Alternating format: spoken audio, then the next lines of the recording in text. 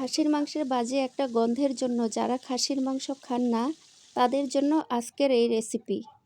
আসসালামু আলাইকুম বন্ধুরা, আজ আমি শেয়ার করব খাসির মাংস রান্নার রেসিপি।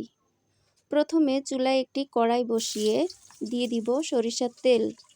তেল গরম হয়ে গেলে তাতে দিয়ে দিব পেঁয়াজ কুচি দিয়ে কিছুক্ষণ ভেজে নিব। তারপর দিয়ে দিব একে একে রসুন বাটা, জিরা বাটা এবং আদা বাটা।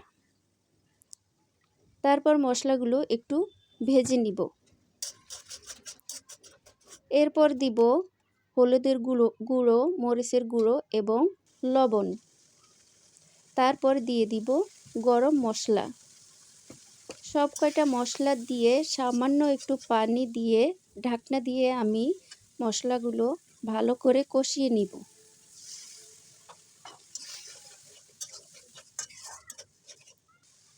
তারপর আমি মাংসটা ধুয়ে নেব। এখানে বলে রাখি, মাংস ধোয়ার সময় লেবুর রস দিয়ে ভালো করে মাখিয়ে 5-10 মিনিট রেখে দিবেন। তারপর ভালো করে ধুয়ে রান্নাটা করবেন, দেখবেন বাজে আর গন্ধ থাকবে না। এদিকে আমার মশলাটা কষানো হয়ে গেছে, এখন দিয়ে দিব মাংসগুলো।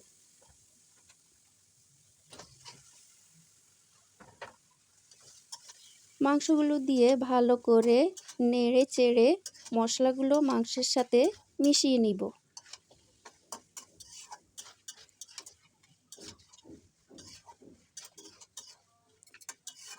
তারপর ঢাকনা দিয়ে কিছুক্ষণ রান্না করে নিব।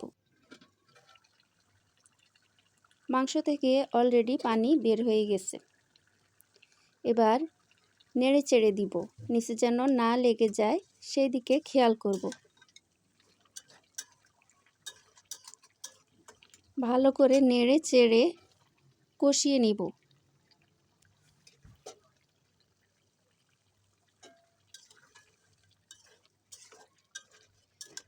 ঢাকনা উঠিয়ে কিছুক্ষণ পর বারবার নেড়ে চেড়ে দিতে হবে। এই পর্যায়ে দিয়ে দিব টমেটো কুচি। যে কোনো মাংসে টমেটো কুচিটা দিলে দেখবেন খেতে অনেক ভালো লাগবে। মাংসটা ভালো করে কষানো হয়ে যাওয়ার পর আমি গরম পানি দিয়ে দিয়েছি রান্নার জন্য। তারপর পেঁয়াজ কুচি এবং কয়টা রসুন দিয়ে ভালো করে রান্না করে নিয়েছি।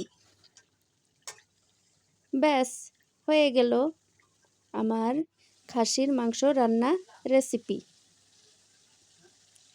দেখুন কি লোভনীয় হয়েছে।